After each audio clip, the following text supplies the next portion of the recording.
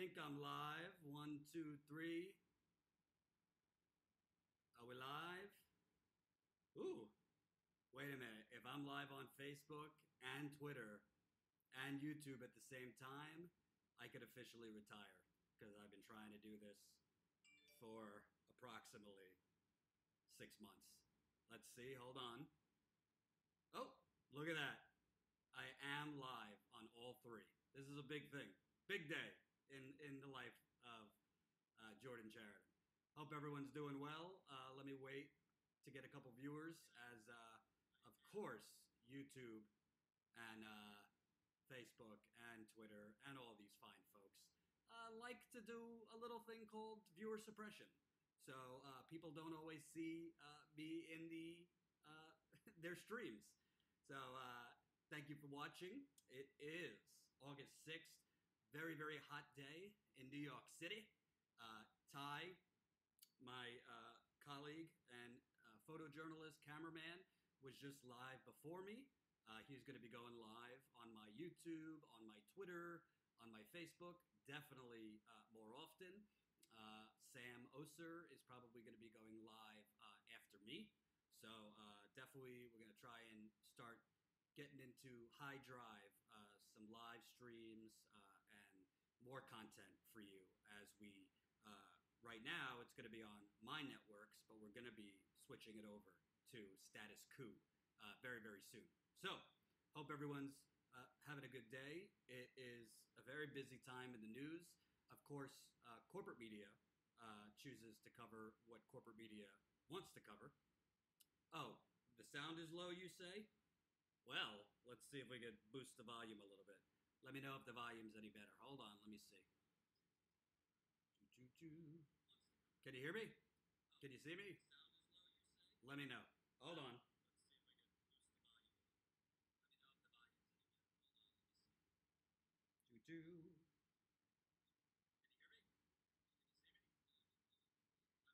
Let's see.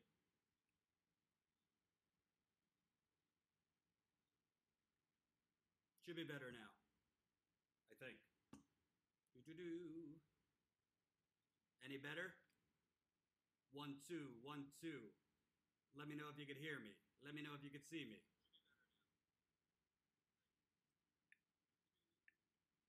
Any better? Let me know. 1, 2, 1, 2. Let me know if you could hear me. Let me know if you could see me.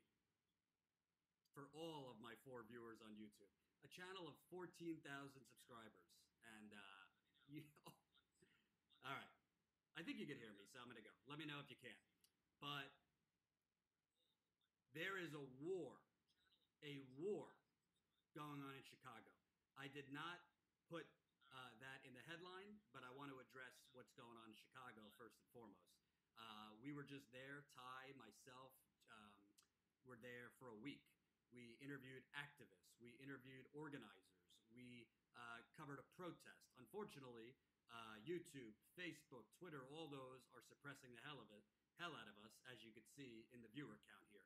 Facebook, I have 20,000, over 20,000 likes, but we're not actually showing up in people's streams. So we're just going to keep going and hope for the best. Unfortunately, we live in a corporate censored world. YouTube, same difference. But we're trying to come up with some strategies to make sure people see our content. Like Jimmy Dore, Kyle Kalinske, Mike from the Humanist Report, Jamal Thomas, Lee Camp. Everyone is being suppressed. They have way more subscribers than I because I just launched the YouTube channel a few months ago. But we're working anyway.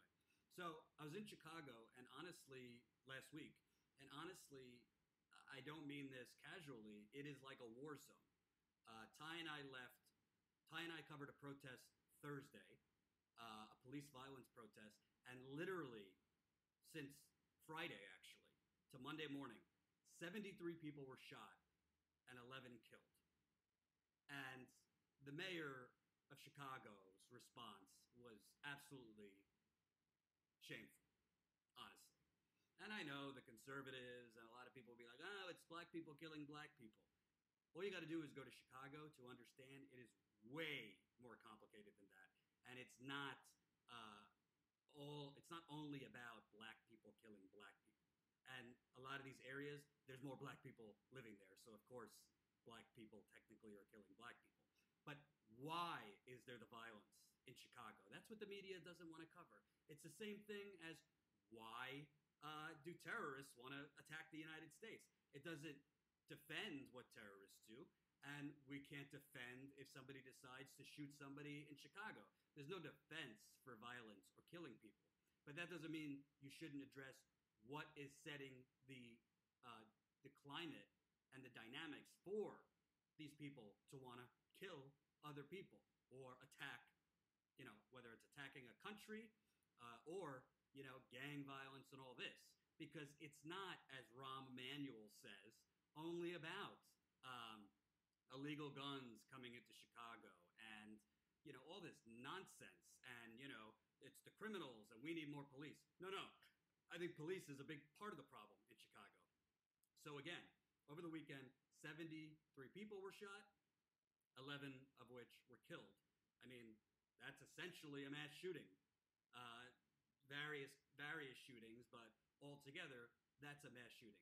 Let me play you what the mayor of Chicago had to say about this, Rahm Emanuel, a Democrat, mind you, a Democrat. And then I'm going to play you a clip from an interview I did in Chicago so you actually see what's really going on. Here's Rahm Emanuel in response to these killings.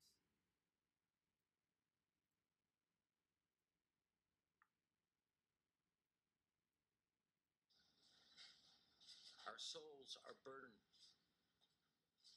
What happened this weekend did not happen in every neighborhood in Chicago, but it is unacceptable to happen in any neighborhood of Chicago. We are a better city.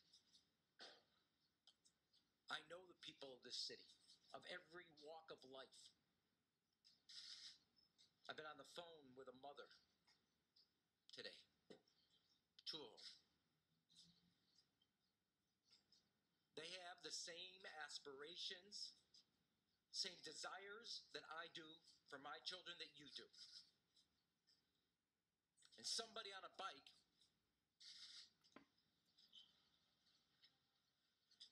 takes that child from that parent. This is not about the Chicago Police Department alone. It's not about a summer jobs program alone. This is about the fabric of a neighborhood and community. As the superintendent just said, who knows who did this? So if you say enough is enough, we must come forward as a neighborhood where a moral center of gravity holds. I saw it, as the soup did, with Pastor Brooks on the west side on Wednesday night. Police, religious leaders, congregants, people from all parts of the city walking together.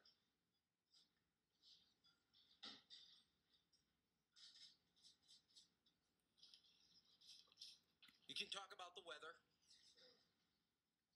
but the weather didn't pull the trigger.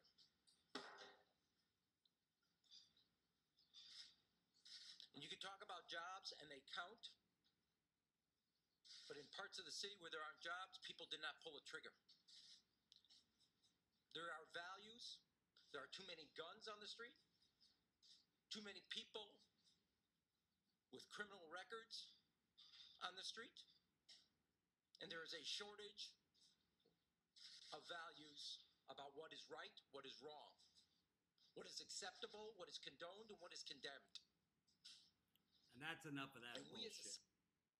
That is enough of that nonsense. So Rahm Emanuel wants to talk about values. Rahm Emanuel would like to talk about, a shortage of integrity and values on the street. And that's what's causing the problems in Chicago. Well, I have a different opinion.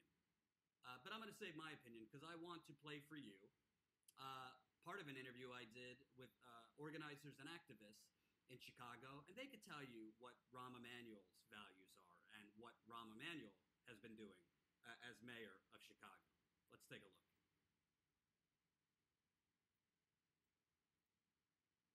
Narrative we know it's a red herring to say black on black crime. That doesn't exist, right? We know that it's in social proximity to whoever you live next to. That's who you will commit a crime against. When we're talking about city budgets, city shutdowns, and neighborhoods like South Shore, like Austin, the first priority of this mayor, when he came into office, Mayor Rahm Emanuel, was to shut down 6 mental health facilities, right? So when we're talking about, there is currently 3,000 people on a wait list to get city services for mental health. These students, young people, folks just every day in the city of Chicago are dealing with PTSD, anxiety, and trauma that comes with not only just over-militarizing and over-policing our communities, but intra-communal violence, right? And so the fact that the city continues to throw the money and think that the answer is, we know that more cops are not the answer, right? You could put 1,000 million cops on the street in one square block and it won't prevent people from committing crime. But when you have job workforce programs, when you have good schools, when you have access to mental health wellness, that is what produces responses and answers to these problems. So I just wanted to highlight that too. What do you see? You're with Our Revolution, so obviously organizing is important in this. We're seeing in New York, there's been some progressive victories. We're seeing even when progressives have lost, not just candidates, but ballot measures, it's starting to, the deficit and the gap of the loss is starting to shrink. We're seeing since 2016 in a lot of places. Are you seeing organizing here, especially also white people joining black people? Are you seeing any improvements? Because a lot of the people I'm talking to are like, ain't nothing ever going to change in Chicago. I have definitely seen a major improvement since the Bernie campaign. A lot more progressives are getting involved, and what we're trying to do is we're trying to highlight the systemic problems in Chicago, like lead in the water is our major issue this next election season. Also, we just won the Cook County Assessor's race. Fritz Kagi just won against the Cook County Democratic Chair, Joe Barrios, who had been stealing, basically, millions of dollars from black and brown communities by over-assessing their property taxes and under-assessing. So, Rahm Emanuel, who has, since mayor of Chicago, since he became mayor of Chicago, he has shut down mental health facilities. He has shut down, 50 schools have been shut down in Chicago since Rahm Emanuel became mayor. He has presided over a major, unprecedented police cover-up that saw a black man named Laquan McDonald in 2014.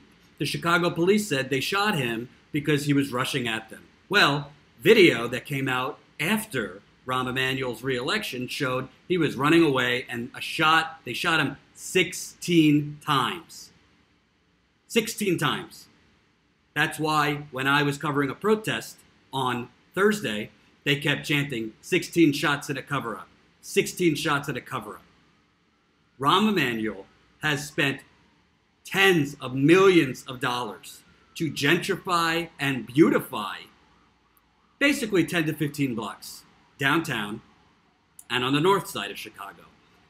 Gentrification on steroids, while redlining in other neighborhoods continues. And by the way, this is not unique just to Chicago. The violence is, but the gentrification is not. So I'm not defending gang members who shoot innocent people. There is no defense for that. But we could talk about two things at once. What is creating the climate? What is creating the desperation? And what is underneath the violence? Well, when you don't have any jobs, when many communities on the south side do not have a supermarket, literally, do not have a supermarket. When many communities don't have a YMCA or a youth center for young people to go to, gymnasiums for young people to go to. When there are, again, no jobs. When people are not just living paycheck to paycheck, but day to day. I mean, all you got to do is go to some parts of Chicago, which Ty and I did, and see. It is a war zone. It is people struggling to survive. That's in America. It's not Russia doing it. It's government policy doing it. By the way, again, a Democratic mayor. A Democratic mayor. So, I don't want to hear Rahm Emanuel sitting up there. Oh, our values and this and that. Well, where are your values, Mayor Emanuel? Why are you strangling and suffocating communities of color and poor communities even more so that you could give your developers who donate to your coffers and your campaign more contracts, and wealthy people more contracts who donate to you? That's not somebody with values. That's somebody who is basically trying to push black people and poor people out of a place like Chicago, because that's what's going on. That is what's going on. So, yeah, conservatives and certain people could very simply say, hey, we need more police. This is a law and order issue. I disagree. Police are part of the problem in Chicago. There's a lot of police violence going on in Chicago. There are people like Harith Augustus, a barber, who's literally in front of the barbershop and police approach him. You got one police officer he's talking to. Everything's fine. Then 3 come up on him because they found, what was it? Suspicion of an armed man. This is a controlled carry state. Controlled carry state. But they felt suspicion of an armed individual was what police said. And within 3 seconds, they shot him.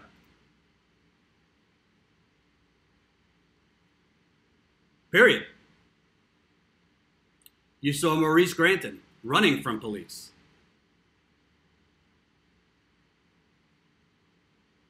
They shot him in the back several times. So I really don't want to hear anymore about Rahm Emanuel's values, or we need more police, or the problem is gangs. Give economic opportunity to people in Chicago. Give investment. Invest in the south side of Chicago. You'll see a lot more killing. You'll see a lot more bloodshed. Doesn't defend murder, but the climate and the conditions underneath it are why you're seeing a war zone. No other way to put it, a war zone. From one terrible situation to something I feel a little differently on. Some people don't like it, but I'm just going to keep it real. So big day today. Apparently, Alex Jones has been banished. Banished, they say. YouTube. Who banished Alex Jones? Let's take a look here. Hold on. YouTube, Apple, and Facebook removed content from InfoWars and Alex Jones. I think YouTube or Facebook permanently banned his channel. Each social media platform said Monday that it had removed contact from Jones or InfoWars because it had violated their policies. The company's moves shut down key distribution channels that had given the controversial media figure access to millions of internet users. The most dramatic action came last from YouTube, which is owned by Google. It removed many top channels associated with InfoWars, including the Alex Jones channel, which had 2.4 million subscribers and videos. So, a lot of people feel mixed on this issue. I have a more nuanced view of this issue. I think that the bottom line is Alex Jones has been spewing hate and inciting violence essentially for a decade or more, really. He has urged like another American revolution to his supporters. I have heard him talk about get to your guns, cling to your guns. Not to mention the awful things, the awful things he has said about Sandy Hook being a hoax and basically saying mass killings that killed kindergarten students didn't happen. I think that Alex Jones, benefit of the doubt in terms of freedom of speech, went away a long time ago. I really do. I think that freedom of speech is sacrosanct. I think that the very platforms I'm on right now are actually attacking freedom of speech by suppressing channels like mine, channels like Jimmy Dore, Kyle Kulinski, Mike from the Humanist Report. I could go on and on and on. They are suppressing content. And it's through their algorithms and them succumbing to corporate interests and their corporate advertisers. They're elevating the CNNs of the world, the New York Times of the world, and suppressing independent media. That is not okay.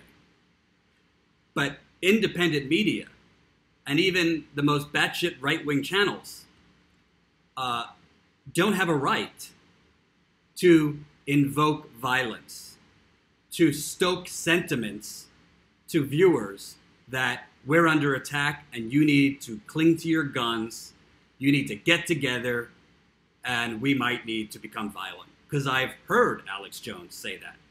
I've heard Alex Jones suggest that. So I feel I have no problem with Alex Jones being banished from channels. I don't. But what I do have a problem with, and this is where my nuanced feeling about it comes in, I do have a problem when there is a coordinated banishment where you have YouTube and Facebook and Apple, I guess iTunes, and SoundCloud, and all these Silicon Valley giants all at once coming together to banish Alex Jones. I think Alex Jones should have been banished a long time ago. Not because I disagree with his political views, but because free speech is not the same thing as provoking violence. That is not free speech. That's hate speech. And there's actually laws against that. Breitbart.com, I think, is vile and racist, but I haven't particularly seen them tell their readers and viewers, go get your guns. Nor have I seen Sean Hannity say that particularly. There might be subtle racist dog whistling and insinuations, but that's different from literally telling your audience, we need to start a violent revolution. Because frankly, let's keep it real. A lot of that audience, not the most mentally stable. Not the most mentally stable. But when, obviously, these Silicon Valley, YouTube, Facebook, SoundCloud, Apple, obviously, they didn't just all, just coincidentally block him and get rid of his channels at the same time. So this was a coordinated effort. And I think that is a slippery, slippery slope. I think he should have been banished individually by a lot of these channels a long time ago. But when I see it happening all together, that's a slippery slope. Because first it's Alex Jones, which on its face, I do believe, should not have a microphone. I do believe should not be broadcasted. If he wants to broadcast on his own website and his own channels that he pays for, that's his right, and people can watch him. But I don't think YouTube and Facebook and Apple, I mean, it's their platforms. Although I think they are improperly and unethically suppressing channels like this. I mean, for example, I have over 20,000, likes on this Facebook page. I'm getting 10 to 15 live viewers. That's not even mathematically possible. It's already been shown that content like mine is not actually showing up in the majority of people's feeds. Same thing on YouTube. I have over 14,000 YouTube subscribers. Thank you for subscribing. I got 28 people watching me right now. People aren't getting notifications. People aren't even seeing videos or live streams in their feeds.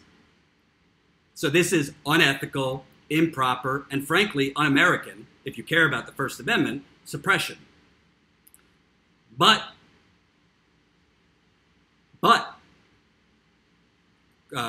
journalists, content creators, commentators, whatever, they got to do what they got to do. Some of us are doing weekend super chats like Jimmy to try and make more money since we're being suppressed. Some of us, like me, are asking you to support us at patreon.com/Jordan Chariton Reports, patreon.com/Jordan Chariton Reports, or now paypal.me/status coup. So that's two options. One is monthly, patreon.com/Jordan Chariton Reports, and the other one is just, you can leave a one-time contribution of whatever you want. paypal.me/status coup, because we will be renaming this channel and making it status coup soon, actually. We're almost done with the website. So we have to do what we got to do. It's really the people who suffer from this suppression is communities like Flint and Chicago and also you, the people who aren't getting easy access to people like Jimmy Dore, great anti-war voices like Jimmy Dore or Lee Camp. Journalists like me who actually go out into the field, which is very expensive, which is why I need your help financially, to go cover the Flints and the Standing Rocks and the St. Louis's and the Chicagos and on and on and on. We can't change anything if people don't know what's going on. So that is wrong. But at the same time, YouTube, Facebook, Apple, all these have a responsibility if there is somebody invoking hate, if there is somebody stoking violence. Frankly, I think Trump Twitter should be revoked because he is not so subtly invoking violence. But I am concerned.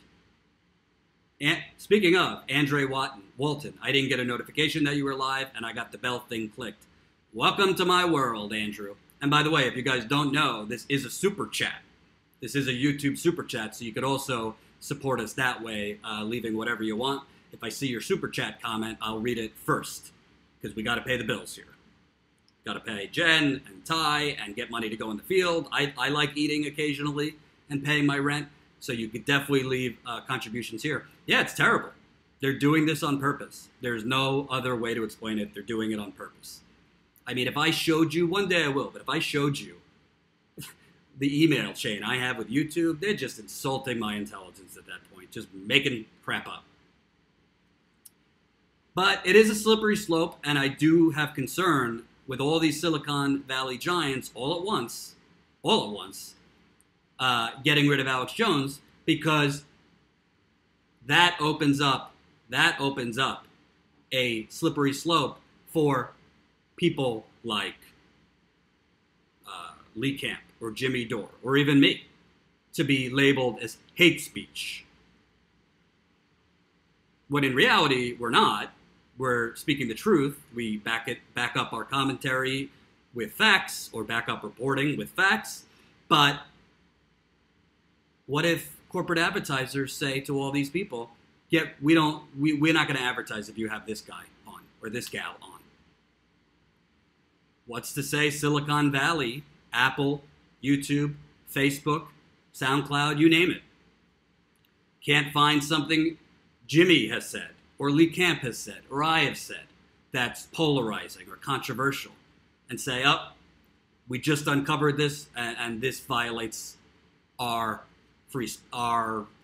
policies or what have you, and we are banning their channel. Who's to stop them? Nobody. And that's why it's a very slippery slope. So this might not be the hot take you want. I'm kind of in the middle on it. I actually think he should be banished. Sorry. I don't care if Alex Jones talks about frogs. What did he say? Frogs turning people gay? I don't even know. That, you want to be an idiot? That's fine. But when you, with your microphone, make direct or indirect links and directions to be violent, you shouldn't have a platform. Period. Free speech is not unlimited.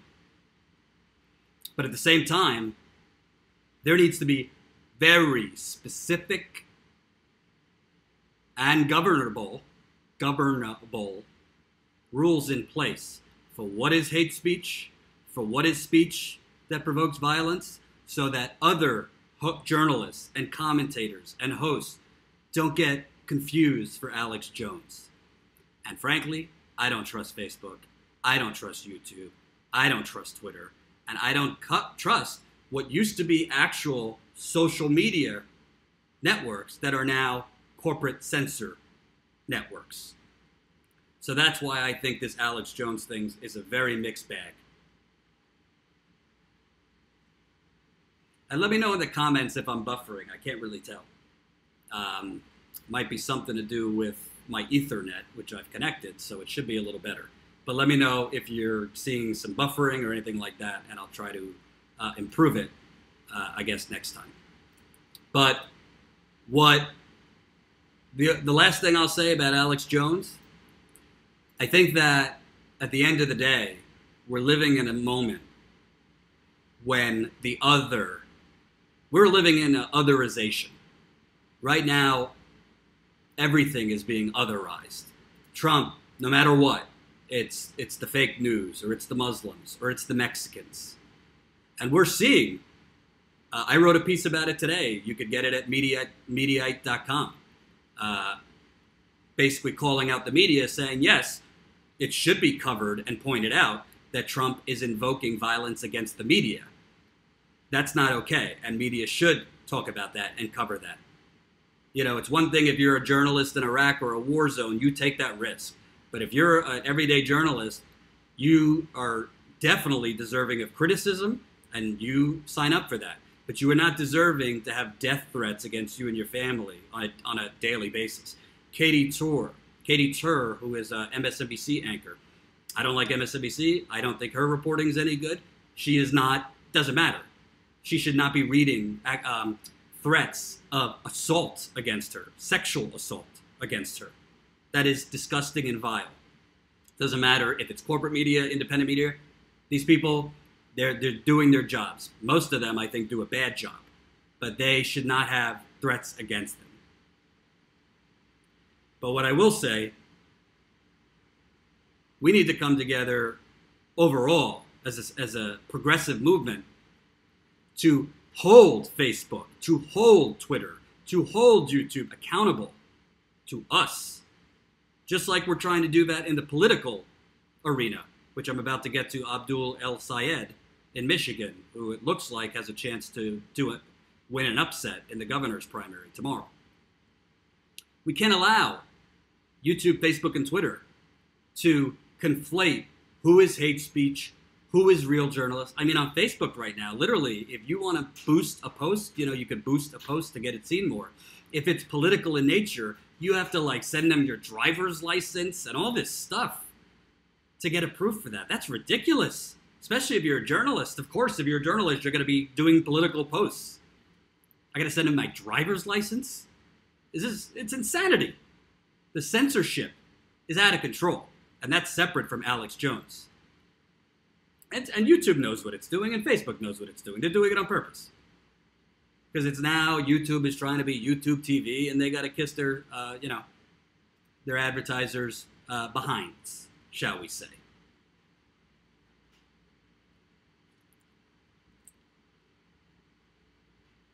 But just because I think Alex Jones should be banished doesn't mean we don't need to watch these outlets like hawks. And if they start banishing the Jimmy Dores of the world, if they even hint at that, everybody needs to show up in front of these outlets peacefully. Let me make it clear, peacefully, with signs and microphones, nothing else.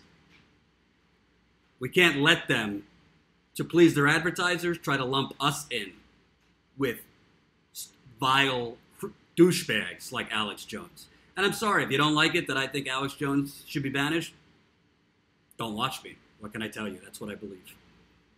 I believe in free speech. I don't believe in inciting violence.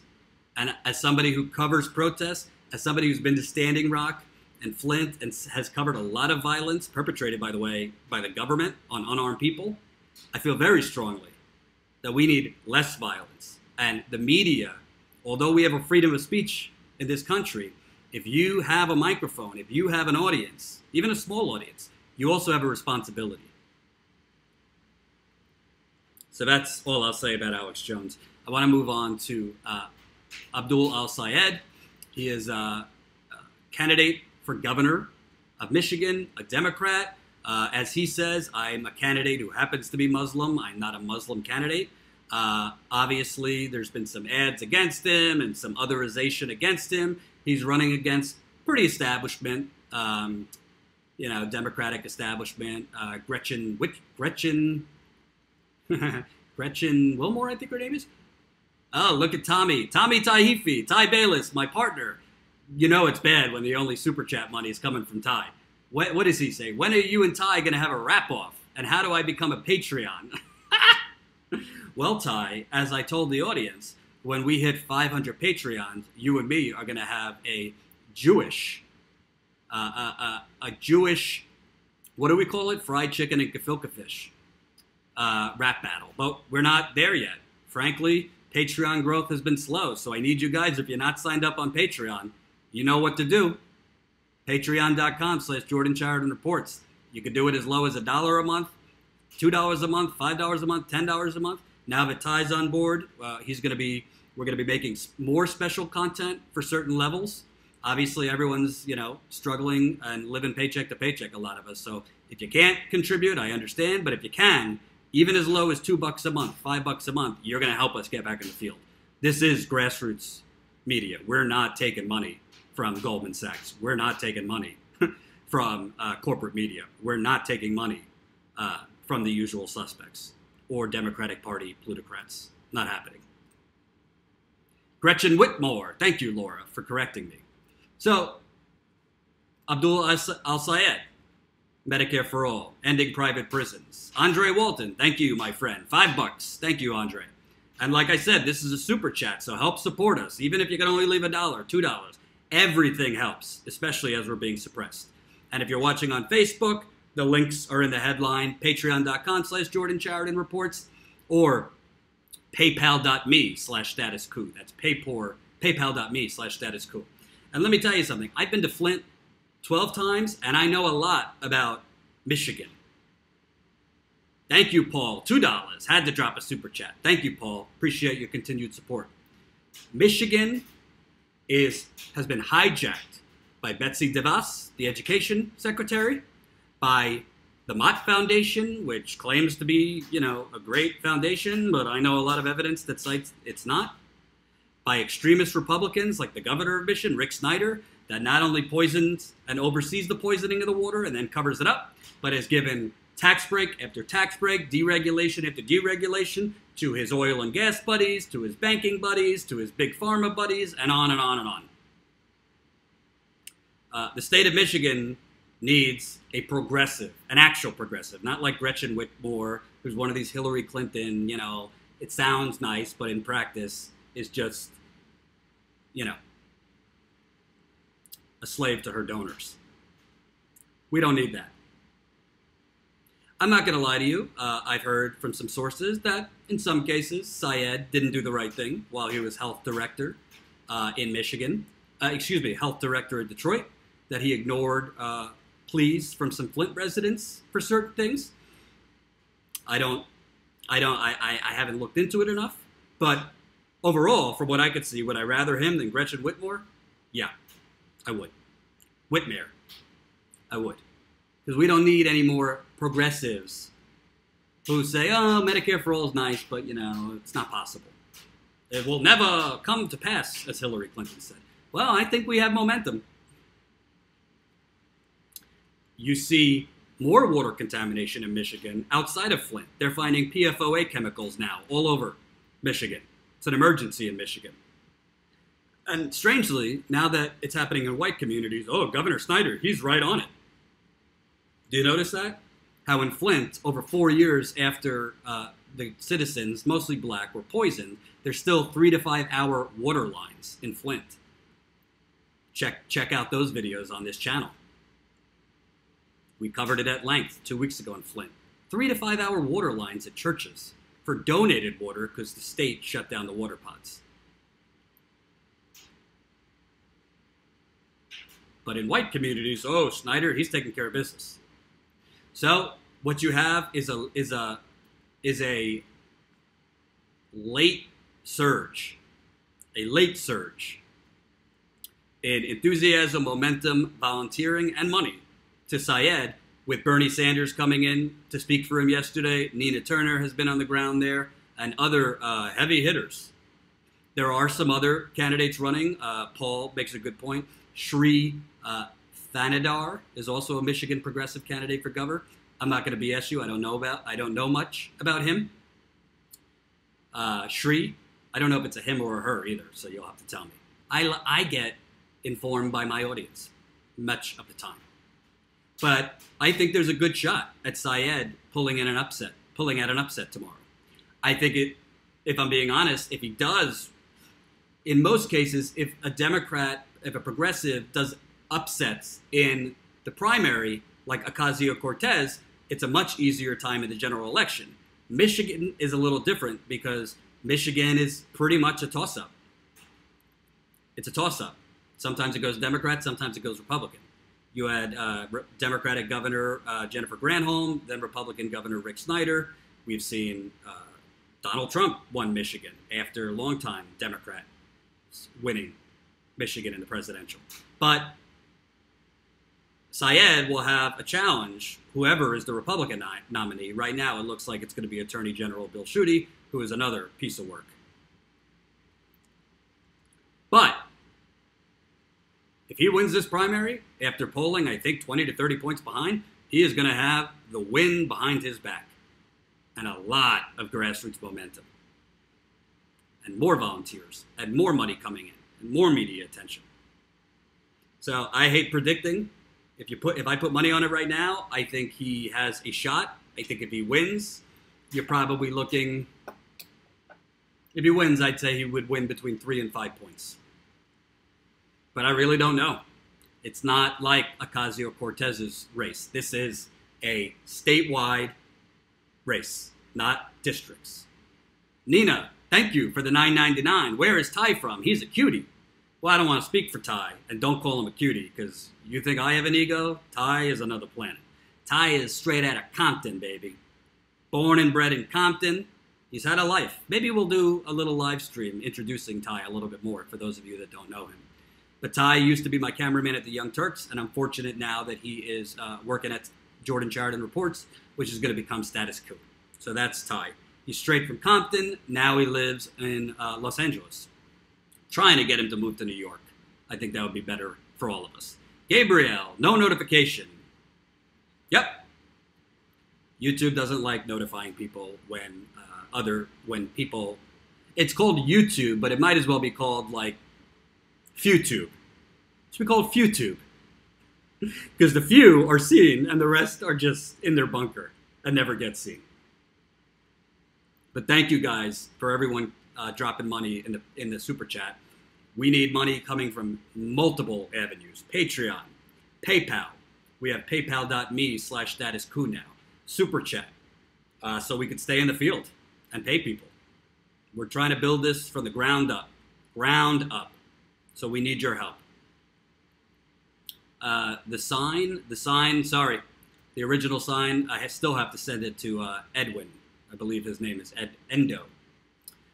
So it'll be very interesting. I will be paying attention tomorrow night. I think that would be on the level of an upset of Ocasio-Cortez. Of course, not defeating the 4th highest ranked Democrat in the country, but if he wins in Michigan after being polling behind 20, 30 points, and by the way, then the Politicos of the world and the MSNBCs of the world can't be like, our revolution and Bernie Sanders, his movement is in disarray, and when Bernie campaigns for people, it doesn't work. Well, Bernie went down there for Syed. So if Syed wins, does that mean Bernie Sanders? We're seeing all these stories about how Joe Biden is the front runner and how Bernie Sanders is yesterday. Well, it's a good chance Bernie Sanders going down to campaign for Abdul al-Sayed 2 days before the primary could have put him over the top. So that's what I think about that. And as I end today, I want to cite one of the most ridiculous things I've ever seen, and one of the most low self-aware things I've ever seen. And unfortunately, for some reason, when I do graphics, you can't see it on Facebook. I don't know why, but you can see it on YouTube. So I'll just have to read for my Facebook folks what it is. Gabriel, thank you for the 100 from Sweden. I don't know what that is converted in American dollars, but thank you for the support in Sweden. I always tell this story about when I had a freelance cameraman at Standing Rock from Sweden, Adam, not Adam, Adam, who used to say, I don't understand American police. In Sweden, the police are there to protect the people. The police are there to protect the people. They don't even walk around with guns. Terrible Swedish accent, but you get the point. You get the point. So thank you for your support from Sweden. So I want to read you this tweet from my best friend, Chuck Todd, who is responding to a tweet by Trump. So Donald Trump tweeted, the fake news hates me, saying that they are the enemy of the people only because they know it's true. I am providing a great service by explaining this to the American people. They purposely cause great division and trust. They also cause war. They also cause war. So, majority of that tweet is ridiculous. The media, of course, is not the enemy of the people. This is very, very dangerous, fascist, autocratic talk from Donald Trump and should be condemned widely by people in the media, outside the media. The President of the United States should not be putting a target on anyone's back, including the media. But he has a point about the war. So, Chuck Todd responds, this is outrageous. I'm sorry. I don't know what else to say. Someone accusing me and my colleagues of causing war. I know he's baiting us to respond. I'm taking the bait in hopes that rational folks realize this is wrong and dangerous. Oh, Chuck Todd.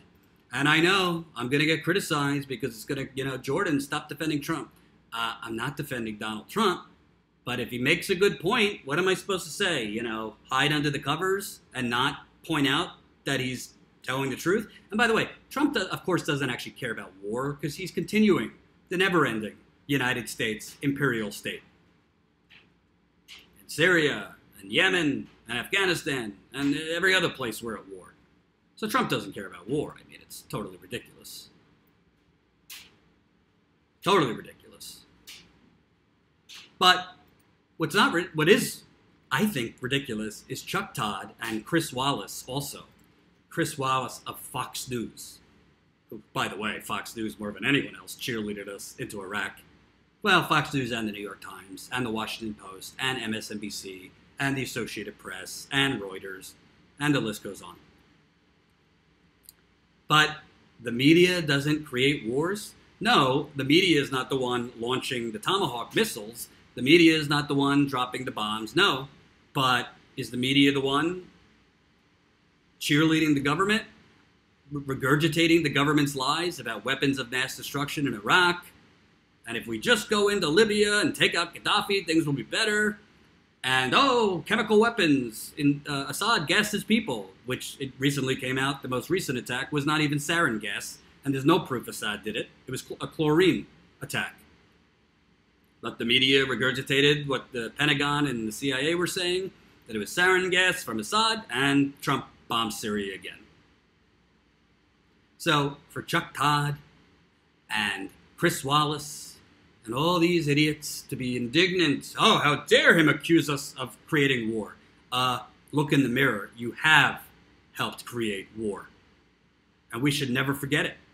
The Iraq War, to me, is the biggest criminal act of the United States government. Call it a tie, maybe because I wasn't alive during Vietnam. I consider Iraq worse, but that's because I'm a person who came up during the Iraq War. And that's when I started paying attention to politics. But from Vietnam to this, the media has helped launch these wars because the media are stenographers. They're stenographers for the government and the intelligence agents. And it's going to keep happening if the media doesn't get out of its cocktail party circuit.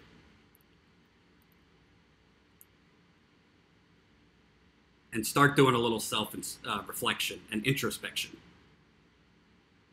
Paul says, this matters to me. My children are military. I don't have any military family matters, but this matters to me because, make no mistake, without media, there are no wars. Without media repeating lies and giving a microphone for government lies, you wouldn't have wars. Wars are started by religion, for oil, and by media. In 2001, in 2002, 2003, you know the media that was fighting against the Iraq War? Democracy Now! That's about it. So when you don't have journalists that give the opposite viewpoint, when you don't have journalists that question the intelligence, Phil Donahue was the highest rated host at MSNBC in the lead up to the Iraq War. They fired his ass because he was anti-Iraq war.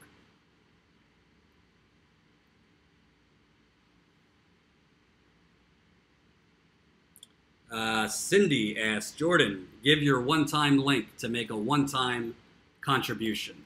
I will do that right now. Hold on, paypal.me. Jen, who normally does this stuff, is on a little mini vacation with her kids. So let me do that for you. Cindy, where are you, Cindy? Hold on.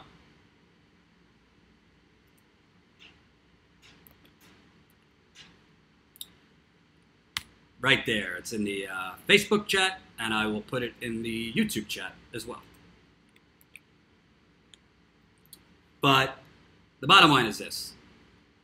Yeah, Trump's terrible. He is baiting media to go after him. But the fact that Chuck Todd, Chris Wallace, or anyone else is like, how dare you say we start wars? Like, go tell that to the 4,000 families that lost loved ones in Iraq. American soldiers. Hundreds of thousands wounded or killed in Iraq. Go say the media didn't play a role in that. Or Judith Miller with the New York Times. Or Jeffrey Goldberg, the editor-in-chief of The Atlantic, who pushed Iraq weapons of mass destruction. Or the dearly departed Charles Krauthomer, who recently died, of The Washington Post. Or Wolf Blitzer of CNN. I mean, the list goes on and on. And I think we need to do two things at once. You could point out that Trump is an unprecedented threat. You could point out that he is vile, that he's pushing violence, and all those things. But let's not let the media retell history and recreate history. The media was complicit in the Iraq War. The media has been complicit in most wars. Period. End of story. So as I wrap up today, we're smoothing out the edges here. So hopefully tomorrow things are a little easier. This is the first time I've been able to go live on Facebook, Twitter, and YouTube at the same time. I could never figure it out, but Ty has helped me to figure it out. We really need you to share these videos. As you could see, again, YouTube, I got over 14,000 subscribers. Thank you very much for subscribing. And we're peaking at like 40 views. That is suppression. On Facebook, I have 20,000 likes, over 20,000 likes on my page. We're peaking at like 15 to 20 live viewers. That's because people don't see it. So if you can make it a habit, as soon as you start watching these videos, to press the share button, it helps. Because we really have to work double and triple as hard to get our contents to our viewers and to new viewers. I don't want to complain about it every day. It is what it is. It frustrates the hell out of me. It hurts communities and real journalism more than it hurts me. I am not doing this for me, believe it or not. I'm doing it for communities and people getting screwed and people on the receiving end of injustice and unfair treatment by the government, corporations, and all the oligarchs. And that's why YouTube, Facebook, Twitter are suppressing. So that's why. Oh, by the way, if you want to check out, I wrote a piece today for Mediaite. Put it in the channel here. It is a piece on calling out the media for worrying way more about their own safety than the safety of people in Chicago. So go check that out. Please share it if you can. And thank you all who have contributed on Super Chat. Again, patreon.com/Jordan Chariton Reports. Patreon.com/Jordan Chariton Reports. Even $1, $2, $5 a month makes a huge difference. It really does. And if you don't want to do monthly, there's the way you can do it. PayPal.me/status coup. PayPal.me/status coup. Thank you so much for watching. I'll see you tomorrow.